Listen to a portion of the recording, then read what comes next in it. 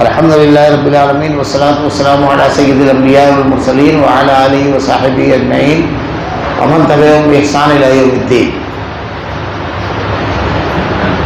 شہر رمضان الذی انزل فیہ القرآن ھدی للناس وبینات من الھدی والفرقان۔ معزز حاضرین، اللہ رب العالمین نے یہ جو دنیا کی زندگی عطا کی ہے ہمیں، اس کے بارے میں ارشاد فرمایا ہے کہ یہ آزمائش اور امتحان ہے۔ کسی کو بھی بلا وجہ بے مقصد اللہ نے نہیں پیدا کیا۔ افحسبتم انما خلقناکم عبثا، تم کیا سمجھتے ہو کہ ہم نے تم کو یوں ہی پیدا کر دیا؟ الذی خلق الموت والحیات لیبلوکم ایکم احسن عملا وهو العزیز الغفور۔ یہ موت و حیات اس لیے ہے کہ اللہ تمہیں آزمائے تم میں کون بہترین اور اچھے عمل کرتا ہے۔ اب ایک انسان کو کس طرح معلوم ہو کہ کون سے اعمال اللہ رب العالمین کو پسندیدہ ہے، کون سے اعمال بہترین ہیں، کن اعمال کو وہ کرنا ہے، یہ کس طرح اس کو علم ہوگا؟ ایک آدمی اپنے حساب سے الگ الگ رائے قائم کرے گا، الگ الگ اندازے لگائے گا۔ اللہ رب العالمین نے بڑا رحم و کرم کیا کہ اس کی پوری تفصیل بھی بیان فرما دی کہ کن اعمال کو اللہ رب العالمین پسند فرماتا ہے اور کن اعمال سے اللہ تعالیٰ ناراض ہوتا ہے، کن اعمال کی بنیاد پر اللہ کامیابی سے ہمکنار کرنے والا ہے اور کن کی بنیاد پر آدمی ناکام ہوگا۔ اس کے لیے اللہ تعالیٰ نے ماہ رمضان المبارک میں شہر رمضان الذی انزل فیہ القرآن، قرآن کو نازل فرمایا ہے۔ یہ کتاب ہدایت ہمیں دنیا میں کامیاب زندگی گزارنے کا ضابطہ دینے کے لیے اللہ نے نازل فرمائی، اور آخرت میں کامیابی حاصل کرنے کا طریقہ بتانے کے لیے یہ کتاب آئی ہے۔ یہ کتاب اللہ کا حق، بندوں کا حق، اپنے تمام رشتہ داروں کا حق، راستوں کا حق، حکومت کا حق، دوست و احباب کا حق، تعلقات کا حق، ملازم کا حق، ہم جس کے یہاں ملازمت کر رہے ہیں اس کا حق، اور جتنے بھی معاملات ہماری زندگی میں تمام کی تفصیل بتاتی ہے، تمام حقوق کے ساتھ تمام چیزوں کی تفصیل اس کتاب میں اللہ رب العالمین نے بیان فرمائی ہے۔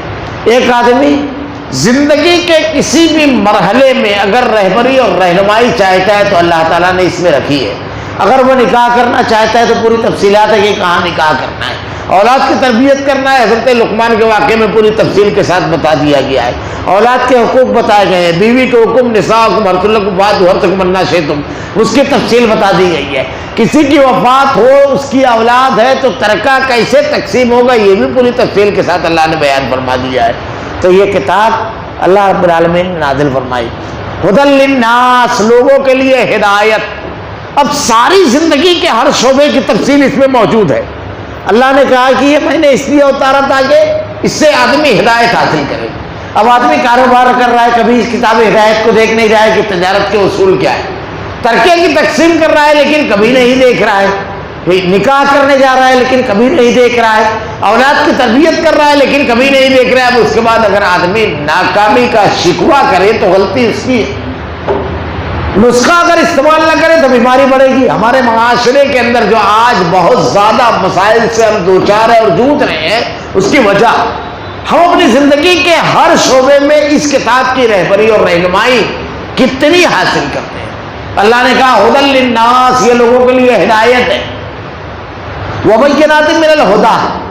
اب اس میں ایسا نہیں ہے کہ آدمی ہدایت اگر حاصل کرنا چاہے تو ٹامک ٹونیاں مارنا پڑے، بڑی پریشانی ہو، تکلیف ہو، بہت علم والا اسی کو ہدایت ملے گی، بلکہ اللہ نے ایسی عظیم اور بے مثال کتاب نازل فرمائی ہے کہ ایک انتہائی جاہل آدمی بھی اگر اس کو پڑھے گا تو ہدایت حاصل کر لے گا، اور ایک انتہائی اعلیٰ گریڈ کا آدمی، انتہائی اعلیٰ تعلیم یافتہ، ہر ذہنی سطح کے افراد کے لیے اس میں دلیلیں ہر قسم کے۔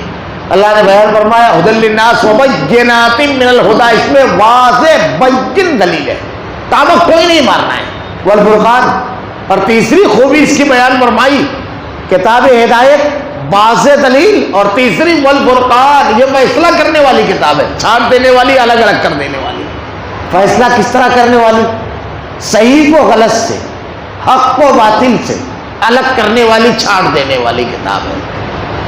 انفرادی حیثیت سے بھی اگر آدمی غور کرے تو سمجھ میں آ جاتی ہے بات، اور اجتماعی حیثیت سے بھی۔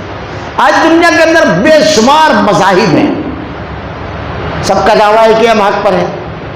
دنیا میں بے شمار مذاہب تو ہیں مسلمانوں میں بہت سارے فرقے ہیں، بلکہ فرقوں میں کچھ بڑے فرقے ہیں اور ان کی شاخیں ہیں. جیسے تو وہ اسنا عشری میں شاہ عبد العزیز نے ان کے جو فرقوں کی تعداد لکھی ہے، یا غنیہ نے عبد القادر جیلانی نے جو لکھی ہے، شیعہ روافض کے 72 سے زائد فرقے لکھے ان کے. ہمارے یہاں بے شمار فرقے ہیں، جیسے بہت زیادہ مثال نہیں دی جائے، ذیلی شاخیں بھی ہے جیسے حنفی مسلک، یہ تنظور نہیں تاریخ ہے، ایسے کوئی بات نہیں ہے. حنفی مسلک میں دیوبندی جماعت بھی ہے، بریلوی جماعت بھی ہے، جماعت اسلامی بھی ہے، اور پھر اور بھی ہیں کچھ اس میں الگ الگ، یعنی حیات نبوی کے قائل اور کچھ ممات النبی حیات النبی کے قائلین ہیں. الگ الگ طبقات ہیں، لیکن سب ایک ہی جماعت جوڑی جاتی ہے. ہر کسی کا دعویٰ ہے، اہل حدیث جماعت ہے، ہر کسی کا دعویٰ ہے کہ ہم حق پر ہیں، ہم حق پر ہیں. اور حق پر دعویٰ اگر آدمی نہ کرے اور اس پر عمل کرے تو یہ تو بڑی عجیب بات رہے گی. تو دعویٰ کرنا ہے تو کیا کسی کا بھی دعویٰ کر دینا کہ میں حق پر ہوں بس وہ حق پر ہو جائے گا؟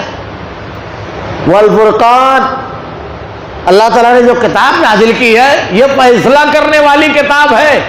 آپ کے دعوے پر بات نہیں ہوگی، فیصلہ یہ کتاب کرے گی. کس طرح قرآن سے فیصلہ ہوگا؟ اللہ نے کہا والفرقان، چھانٹ دینے والی، الگ الگ کر دینے والی، صحیح کو غلط سے، باطل کو حق سے. اگر کوئی شخص ہو، کوئی جماعت یہ دعویٰ کرتی ہے کہ وہ حق پر ہے تو اللہ تعالیٰ نے اہل حق کے جو عقیدے اس کتاب میں نقل کیے، اہل حق کے جو اعمال اور جو نشانیاں بیان کی وہ اس کے اندر ہے تو وہ حق پر ہے. اہل حق کے عقیدہ کیا تھا؟ وہ شرک کو کبھی نہیں کرتے تھے، مشرک نہیں تھے، وہ غیر اللہ کو پکارتے نہیں تھے. اب قرآن پڑھیے، قرآن میں اللہ تعالیٰ کہتا ہے سورہ یونس، مشرکین مکہ جن کی ہدایت کے لیے اللہ کے نبی صلی اللہ علیہ وسلم مبعوث کیا جائے ان کا عقیدہ قرآن نقل کرتا ہے. وَيَقُولُونَ هَؤُلَاءِ شُفَعَاؤُنَا عِندَ اللَّهِ قُلْ تُنَبِّئُونَ اللَّهَ بِمَا لَا يَعْلَمُ فِي السَّمَاوَاتِ وَلَا فِي الْأَرْضِ. یہ ہمارے سفارشی اللہ کے پاس، ان کو ہم نے سفارشی بنایا ہے اللہ کے پاس. یہ کون دعویٰ کر رہا ہے؟ مشرکین مکہ جن کی ہدایت کے لیے اللہ کے نبی کو مبعوث کیا گیا. اب کوئی اللہ کے علاوہ کسی اور کو سفارشی بناتا ہے، عقیدہ مشرکین مکہ کا رکھتا ہے اور دعویٰ حق پر کرتا ہے، اس کو خود سوچنا چاہیے. یہ کتاب چھانٹ دینے والی، الگ الگ کر دینے والی کتاب ہے. اور آگے بڑھیے، مشرکین مکہ کا کیا کہتا تھا؟ مَا نَعْبُدُهُمْ إِلَّا لِيُقَرِّبُونَ إِلَى اللَّهِ زُلْفَىٰ. یہ ہمیں اللہ کے قریب کر دیے اس لیے ہم ان کا وسیلہ لگاتے ہیں، ان کی عبادت نہیں کرتے. مَا نَعْبُدُهُمْ إِلَّا لِيُقَرِّبُونَ إِلَى اللَّهِ زُلْفَىٰ. ہم ان کی عبادت اور پوجا نہیں کرتے. ان کا مقصد بھی یہ نہیں تھا. اگر یہ عقیدہ کسی کا ہے وہ اپنے آپ کے بارے میں سمجھ لے کہ اس کا عقیدہ، فرقان کا فیصلہ یہ ہے کہ صحیح نہیں ہے. بلکہ اللہ کے نبی صلی اللہ علیہ وسلم نے ارشاد فرمایا کیا؟ قرآن میں اللہ نے کہا وَإِذَا سَأَلَكَ عِبَادِي عَنِّي فَإِنِّي قَرِيبٌ. میرے بندے تجھ سے سوال کرتے ہیں اللہ کہاں ہے. اللہ دور تھوڑی ہے کہ وسیلے کی ضرورت پڑے. اللہ لا علم بھی نہیں ہے.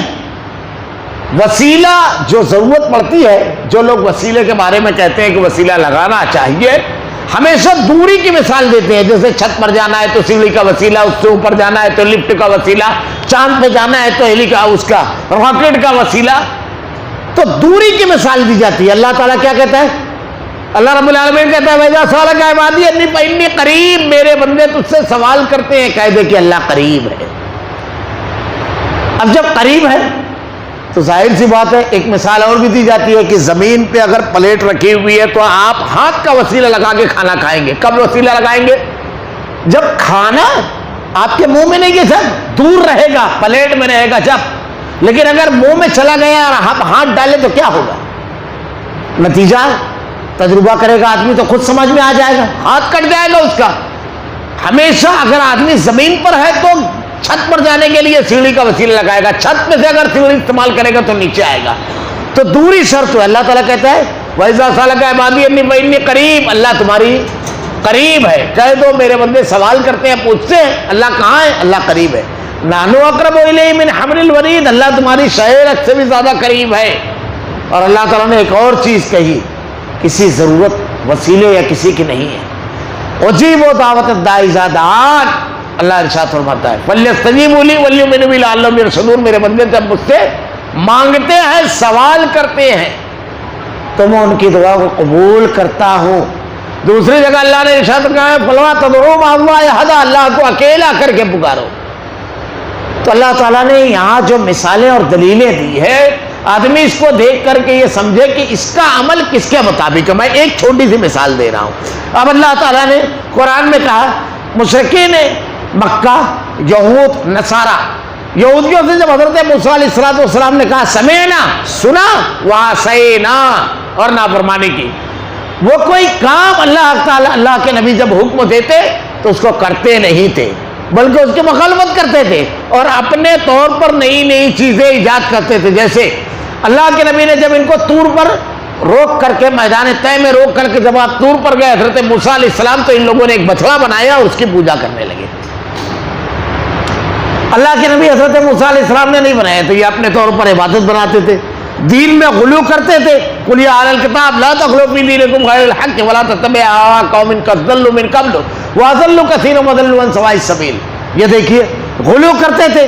اللہ تعالیٰ نے ان کے عقیدے کو نقل کیا ہے، تو جو گمراہ باطل جماعتیں، باطل فرقے ہیں، ان کے عقیدے کو اللہ نے نقل کیا۔ اگر وہ عقیدہ ہمارے اندر ہے، لاکھ ہم دعویٰ کر لیں کہ ہم حق پر ہیں، فرقان کا فیصلہ یہ ہے کہ ہم حق پر نہیں ہیں۔ اور اگر ہمارا منہج اور عقیدہ اہل حق کے عقیدے کے مطابق ہے، اہل انبیاء کرام کے بتائے ہوئے طریقے یا انبیاء کی طرح ہے، تو ہم حق پر ہیں، بالکل اطمینان رکھیں۔ دوسری چیز، دنیا کے اندر بھی ہر آدمی دعویٰ کرتا ہے میں تو بالکل صحیح ہوں، میرا معاملہ صحیح ہے، بالکل میرا موقف درست ہے، ذاتی طور سے بھی، لیکن آدمی کو قرآن پر اپنے آپ کو توڑنا چاہیے۔ اللہ تعالیٰ نے قرآن میں صحیح سچے لوگوں کی علامتیں بیان فرمائی ہے، قرآن میں مختلف مقامات پر۔ اہل ایمان وہ ہے جو جھوٹ نہیں بولتے ہیں، اہل ایمان کسی کی عزت سے نہیں کھیلتے ہیں، اہل ایمان کسی کو ذہنی اذیت نہیں دیتے ہیں، اہل ایمان جو ہے والدین کے حقوق ادا کرتے ہیں۔ یہ تمام چیزیں ہمارے اندر ہے۔ یا ایھا الذین آمنوا لما تقولون ما لا تفعلون، اے ایمان والو بات کیوں کہتے ہو جو کرتے نہیں، یعنی بڑبولے نہیں ہوتے ہیں۔ وہ تمام صفتیں اللہ نے بیان فرمائی ہے قرآن میں، یہ تمام چیزیں ہیں۔ تو اللہ تعالیٰ نے قرآن کی تیسری خوبی بیان فرمائی والفرقان، فیصلہ کرنے والی، چھانٹ دینے والی، الگ الگ کر دینے والی کتاب۔ ہم اس کتاب کو پڑھیں، یہ ہمیں کہاں رکھتی ہے۔ اللہ رب العالمین سے دعا ہے رب العالمین تو نے یہ ہدایت کی کتاب نازل فرمائی، اس میں واضح اور بین دلیلیں ہیں رب العالمین، ان واضح بین دلیلوں کو پڑھنے کی اور اللہ اہل حق کی جو علامتیں اور جو صفتیں تو نے بیان فرمائی ہے رب العالمین، وہ صفتیں اپنے اندر پیدا کرنے کی صلاحیت دے رب العالمین۔ اللہ تیری رضا کرنے والے عمل کرنے کی توفیق دے، تجھ کو ناراض کرنے والے اعمال سے بچنے کی توفیق دے رب العالمین۔ ربنا لا تزغ قلوبنا بعد إذ هديتنا وهب لنا من لدنك رحمة إنك أنت الوهاب۔ سبحانك اللهم وبحمدك أشهد أن لا إله إلا أنت أستغفرك وأتوب إليك۔